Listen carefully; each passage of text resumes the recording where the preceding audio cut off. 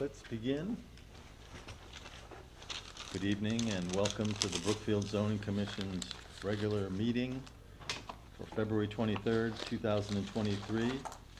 This meeting is being held at 7 p.m. in Town Hall Room number 133. If you would all please rise so we can do the Pledge of Allegiance. I pledge allegiance to the flag of the United States of America and to the republic for which it stands, one nation, under God, indivisible, with liberty and justice for all. Thank you. This time I would ask that all of the commissioners present please introduce themselves, starting with my far left. Kurt Timmerman, alternate. Daryl Pratt, regular member. Andrew Kame, secretary. Gary Getz, chairman. Chandra Kumar, Vice Chairman. Phoebe Holmes, regular member. Mike Lucia, alternate. I would like to note that Gwen Arment won't be joining us this evening, but we don't need to seat anyone since she is an alternate, so we're good to go. The next item up, number 2 on the agenda, continued public hearings. There are none. Likewise, number 3, public hearings. There are none. So we go to number 4, review minutes of the previous meeting. Previous meeting was February 9th, 2023, and I'm asking the commissioners at this time if they have any questions or comments about the minutes.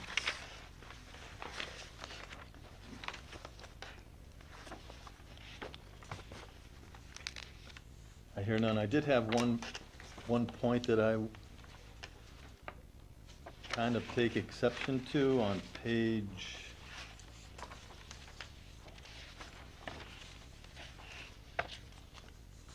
page 4 of 6, the third paragraph down. It is the second to the last sentence in that paragraph. It says, Chairman Getz admonished that moving forward. And as far as I understand the definition of the word admonished, I don't know if that's accurate. I would say requested that moving forward the time period should be specified. Admonished is like scolded, and I don't think that's what really happened. I would ask that that be amended, please. And that really is the only question or correction that I would suggest. Does anyone else have any? Seeing and hearing none, do we have a motion to accept the minutes as amended? Mr. Chairman, I'll make a motion to accept the minutes as amended. We have a motion. I'll second that. Mr. Pratt has seconded Mr. Kame's motion. Is there any discussion about the minutes? Hearing no discussion, all those in favor of accepting the minutes as amended, please signify by saying aye. Aye. Aye. All those opposed, nay. Are there any abstentions? Hearing none, that motion carries. Thank you. Next item up is number 5, enforcement. Yep. Zoning enforcement officers report. Mr. Lally. Sure, yes. 47 High Ridge, as I indicated at the previous meeting, the town attorney had a status conference on February 10th with the courts regarding the property. They did have that conference, and there's a site inspection set up sometime in March. I don't have an affirmative date yet. The individual is sick with cancer, as he's indicated. But once that date comes about, I will let the commission know, but there's going to be a site inspection. Who's going to be involved in the site inspection, I'm not sure of yet either. I'm assuming probably myself and the attorney, but once I get more information on that, I will definitely keep the commission up to date on that. So, 10 Broadview Road, they were installing a shed without the proper permits. The application was submitted actually the same day that the enforcement letter went out. They did bring the property into compliance. They did apply for the permit, and they actually had the shed installed over the weekend. Did go out. Everything looks good on that. So that property is currently back in compliance, and I will remove that from the enforcement report. 271 Federal Road, the White Star Properties. There's been no change in that, no current update. There's been no complaints, so that's just going to continue to monitor that for the time being. So, 31 Green Knoll Drive. There's a hearing set with the hearing officer for March 7th, 2023 at the Brookfield Town Hall at 7 o'clock here. That's going to be in room 135, and that's scheduled. I know Rochelle and myself will both be present at that hearing, so. but that Mr. is- Lawley, if I may, I Yes. don't want to interrupt you, but I did have a question about that, Yes. because I believe when we last spoke about it, Mrs. Hodso was going to check about whether it was going to be posted on the town website, and I don't know if it has yet been posted, other than showing up on the calendar. I don't see a description about it, and when I checked, and maybe I missed something, but I know she was going to let us know, because I don't know that the public really would know about it, and if it's open to the public, then the public probably needs to be informed of it. Because it said in the minutes that Ms. Hodsa assured Mr. Kane that she would ascertain any notice requirements, so I'm not sure if those happened, but I don't know about, I just made a note, and I will follow up on that. Thank you. So, Yeah, I just wanted to make a comment on it too. I believe the meeting is public. It's March 7th, 2023 at 7 PM, room 135, Brookfield Town Hall. And I don't believe that the public can speak, but I think they can attend it, since I think it's just between the two parties that are Exactly, involved in correct. the issue. Yes. Okay. Thank you. 107 Stony Hill Road, I'm sorry, I did not get out there this week at all. It's been a short week, and we had blight this morning too, so I will definitely follow up with this by the next meeting, and if nothing's been done, then I would suggest possibly going to a citation, but I would ask the commission just to give me one more chance to get out there. Again, it was a short week, we had a holiday and stuff, and we had a blight meeting this morning too, so it's been a little hectic. Mr. Chairman, can I ask a question? certainly, Mr. In Timmerman. regards to 107, is there any contractor equipment still there? Because when I drive by, I really don't see anything. The truck has been removed, the skid steer has been, I think he's got it hid up in the back of the property, which you can't see from the road.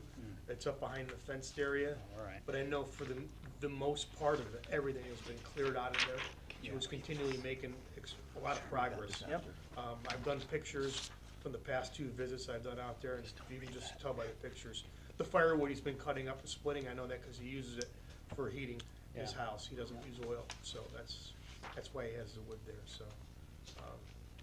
So just ask the commission just to give me one more meeting on that, and I'll have a more updated pictures. But there is no more contractor's equipment there, if that's what the question was. It's Yeah. been removed, so. Oh, all right. So I guess what remains that you want to see? It's just, he's got Just stuff, more blightage sort of stuff? could be more blighted stuff, yeah. Stuff that was still referred to me as possibly as using it as a contractor, or just storing a lot of his contractor's equipment there, cut-off saws, Oh. compressor, stuff to do with that, like Yep. jackhammer stuff, so. But- We'll see. All right. I just had a quick Sure. question. So what you're telling us is the contractor's yard is no more?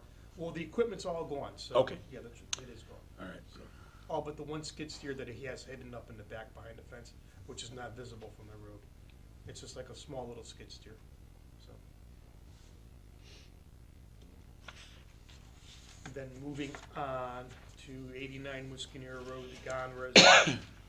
There's been no update, still waiting the ruling from the courts. They had, I think it was 3 months, 120 days from November.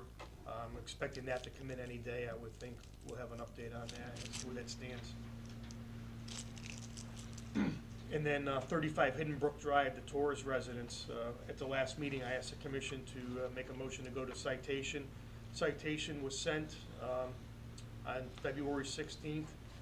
It was received 2 days ago, and he has until February 28th to pay the fine and comply. If he doesn't, then basically the whole process starts all over again, the way the ordinances are written, so. But to this date, there's been no even acknowledgement from the property owner. Building officials also sent notices too, and they've been received, and he's just ignoring both parties' letters, so. And that would be it. Thank you, Mr. Lawley. Do any of the commissioners have any further questions of our zoning enforcement officer at this time? Oh, I have one. Mr. Lucia. There's no update on the growing seeds. That's still with the judge, is that There's- right? yeah. I'm sorry, I didn't hear what you said, Mike, could you? Oh, I was repeat that? asking about the growing seeds Oh. case from a while ago. Yeah, that's gonna be, I think it was like about 4 months or something, the Oh, judge okay. has to make a decision Oh, on wow. that. so. Okay. And that's closed, but now it's all to the judge. So, Okay, thanks. Thank you. you're welcome. Okay, moving on to the next item on the agenda is number 6, review correspondence. A follow-up question from the Zoning Board of Appeals regarding the residential portions of the TCD/TCDP. And we discussed this a little bit at our last meeting, and we didn't actually have the letter, but we now have the letter from ZBA Chairman A. Donnelly, and I would ask our secretary to please read that into the record. The letter is dated February 6, 2023. It's from the Zoning Board of Appeals to the Brookfield Zoning Commission et al. Dear Commissioners, we respectively request that you review Section 5.1.E of the Brookfield zoning regulations regarding special districts, land use standards for Town Center District, TCD, TCDB, and advise us on the intent of the phrase "none" as it relates to the side yard setback measurements. The phrase "none" in Section 5.1.E has caused confusion for the TCDP applicants, the Brookfield Land Use Office, and the Brookfield Zoning Board of Appeal members, since the TCDP includes single-family residence homes. One would expect setback limitations to apply. In fact, because of the confusion over Section 5.1.E's none setback provision, the ZBA recently heard and adjudicated a needless TCDB, boy, I'm gonna get that right, side yard variance application, thereby wasting time and resources for all involved. Thank you for your time and consideration, and we look forward to hearing from you on the matter soon. Please do not hesitate to contact us if you have any questions. Sincerely, Alan Donnelly, Zoning Board of Appeals, Chairman. Thank you. This time I was also going to ask our secretary to read into the record further correspondence related to this. Is a draft response from Mr. Kurt Timmerman, our alternate commissioner, and you have it here, Mr. Yes, this is the zoning commission response to inquiry with ZBA. This is a draft that's been presented to the commission by Commissioner Timmerman. It's dated February 23rd. Response to the ZBA's question to the zoning commission in their letter dated February 6th, 2023. Question was referring to 5.1.E, the side yard setback none in the TCD perimeter overlay as it relates to single-family homes. Response: I want to thank the ZBA for highlighting this gap in the zoning regulations. The intent of the TCD perimeter overlay during the zoning regulation rewrite was to preserve the ability of landowners to continue to be able to build single-family homes when their zone changed from R40 to TCD. Previously, the TCD did not allow single-family homes. Included in that intent was to continue to have the same requirements in land use standards as the previous R40 zone. Absent any verbiage stating that, the TCD requirement prevailed, which was not intended. A revision of the zoning regulations will be necessary to specify land use standards for the TCD perimeter overlay for single-family homes based on the R40 land use standards. These would be separate from the rest of the uses in the TCD. In the future, the Land Use Office or the ZBA has questions and or confusion regarding the application of zoning regulations. I implore the interested parties to request guidance and clarification from the Zoning Commission or the town's land use attorney before an application is accepted or acted upon. Thank you, Mr. Secretary. This time I would ask, is there any commissioners who have any comments, questions, or further discussion about correspondence relative to this matter? Well, I had a question, I guess, and a comment at the same time. I want to thank Mr. Timmerman, Commissioner Timmerman, for preparing this. And I guess my summary of what's happening here is there was supposed to be a setback for single-family homes. But the question, I think, is what is that setback supposed to be? The intent was supposed to be for, it used to be an R40 zone predominantly, and so that was the intent, to continue the same setbacks for single-family homes in this perimeter overlay. Because when we were switching to when we were switching these properties to a new zone, we were concerned about loss of property value because all of a sudden they lost a use. And the people from that area came in and were concerned about that loss of use of having a single residence home. So the overlay, the perimeter overlay was created, and it was intended to preserve the way it was, plus the additional ability to have commercial properties there too, being part of the TCD. So it is as like with the C1, the religious thing. This was an oversight, when we made these changes, and we missed that, obviously, because having a house to the very line is not what we want. Well, I guess my question is, what is the footage for the sides and what is the footage for the front and the back? Well, a normal R40 would have to be, is 30 feet from the sides and the back.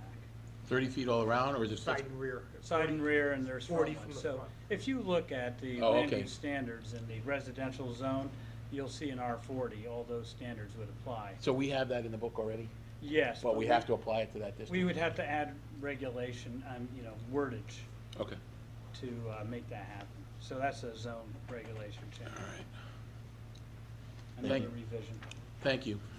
So I guess maybe the question is there any revisions to this response, corrections, changes anybody wants to make, and then send back to the ZBA? Well, if I may, unless anyone else has questions, I had one or two myself. This one would, I guess, be for you, Kurt. Let's see. Under response, the third paragraph down, the second sentence, it says, absent any verbiage stating that, comma, the TCD requirement prevailed, which was not intended, and I'm not clear what that means. Well, there was no verbiage of the intent to have R40 setbacks applied to single-family homes in the overlay, the perimeter overlay. So because there were none, the only regulation that applied was the none setback. Okay. Because that's the only one that exists. And I must say, I'm glad the ZBA did take a variance on this because they were, in essence, applying R40 setbacks to a single-family home, which is what the intent was despite the absence of that actual regulation. So would it be fair to say that this was a mistake? Oh, yeah, it's an oversight. Oh, okay. Yeah, mistake. Thank you. So another one where, a lot of things were changing, we wanted to do good by do right by the residential owners of that overlay zone, and we missed the box. Thank you, Mr. Timmerman. Mr. Kane, you look Yeah, like you I had just said, something? how would, Mr. Chairman, how would we go about, through the chair, how would we go about fixing this? Just through a? We had to put in a zoning reg application. Okay, and So- that would require a public hearing? Oh, yeah, go Okay. through the whole thing. Okay. And, if there are other housekeeping items at the same time, we might want to collect them all together. But I must warn that in the meantime, the regulations mean that you can have zero setback for a residential home, even though our intent was not to do that. That's what the regulations say. Well, I guess in the interim, I have one more question, Mr. Chairman. Would it behoove us to write back to the zoning board of appeals that, exactly what Mr. Timmerman said, that this was an oversight, that there should be a setback for, single-family homes, and that we will undertake a zoning regulation update, change, fix, however you want to say it. But I don't know what time we'll be able to do that, because I think we probably will find one or two others that we have to. Well, if I may respond, it seems to me, though, that this is a little bit different than the standard updating things periodically. This may be a little bit more pressing to the point that Mr. Timmerman made, that in the meantime, people can utilize the regs as they are written. I would think that perhaps we could entertain a motion to continue this, but in the meantime, ask to respond to the Zoning Board of Appeals along the lines that you just outlined, Mr. Timmerman and Mr. Kane, basically acknowledging it and saying that we'll have to, I guess, create an application and then set a public hearing and go through that usual process. All right, well, I certainly agree with you, Mr. Chairman. If you want me to, as secretary, to draft something and send it through land use stating what Mr. Timmerman said and what the committee has, So you just wanna send that? yeah. We can just have, I can give Well, that good. to the recording secretary and have it sent. Well, if I may, can we just review it a little bit more? And if I may, not to be critical, but the last paragraph, I don't know if we want to respond to them with that. Well, No. I'd rather them come to us before they actually go do something based on regulations that aren't there. I mean, if they had a question of confusion at their meeting, or even at the land use office, I would think they should stop and ask for clarity. Well, I think they were, and I can be corrected, and Fran probably knows this better than I do, Mr. Lally.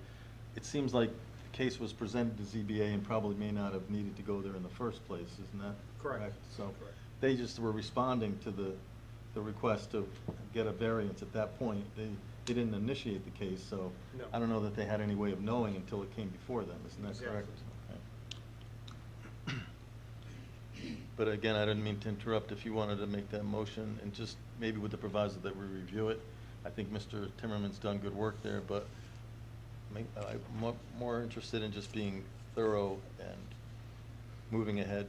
Well, okay, what I'd like to mention is that we continue it till next meeting, at which time I will take it upon myself to have a letter prepared to them, drawing heavily upon Mr. Timmerman's draft here, stating that our intent is to change that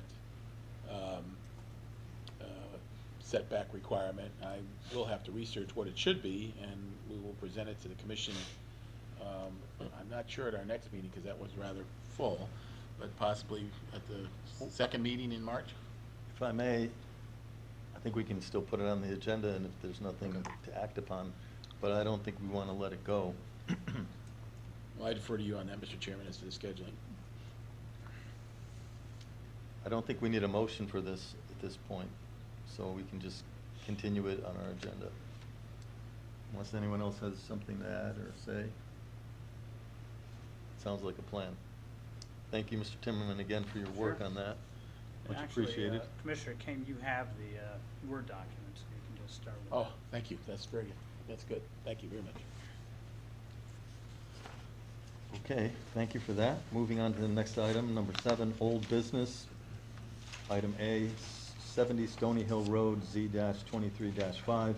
Attorney Neil R. Marcus for Infinity Development LLC. Danny Lynn, member. Site plan application arising from efforts to reach a settlement in the case of Infinity Development LLC versus Planning Commission of the Town of Brookfield.